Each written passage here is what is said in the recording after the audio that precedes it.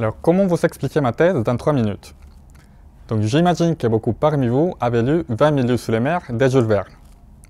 Comme vous connaissez bien, c'est l'histoire du capitaine Nemo qui, grâce à la technologie de son sous-marin, le Nautilus, va aller explorer les profondeurs de la mer. Alors, ma thèse, c'est ça. Moi, je suis le capitaine Nemo de l'exploration pétrolière.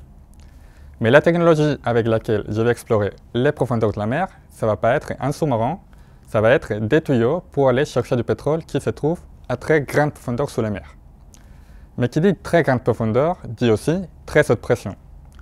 Pour vous donner une idée, à 5000 mètres de profondeur sous les mers, on trouve des pressions équivalentes au poids de 2 tonnes autour d'une cacahuète. Alors imaginez, on veut mettre des tuyaux là-dedans. Pour ça, il nous faut absolument garantir sa durée de vie. On a besoin donc de matériaux performants. Et comment savoir si les matériaux que j'utilise vont tenir à cette condition extrêmement sévère? Donc pour ça, j'ai besoin de connaître le matériau.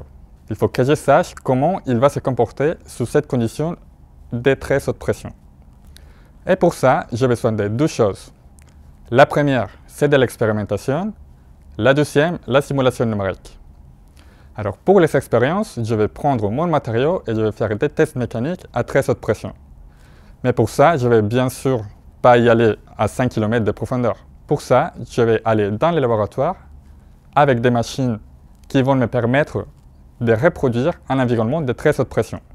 À partir de cette expérience, je vais tirer des données qui vont déjà me donner une idée du comportement du matériau. Je vais obtenir des déformations, des contraintes, ou même s'il y a des interactions entre l'eau et les matériaux. Ensuite, pour la simulation numérique, j'en ai besoin d'un modèle théorique.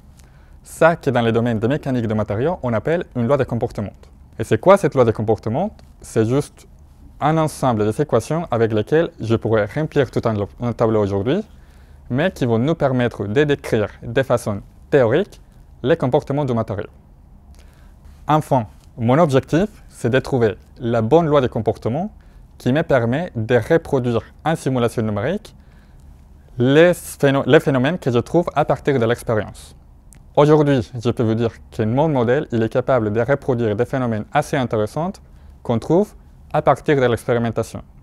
Et ça va ouvrir la voie à faire des prédictions de la durée de vie de ces structures mises en service. Et ça, bien sûr, va nous permettre d'y aller bientôt de plus en plus en profondeur, tout à fait comme le capitaine Nemo.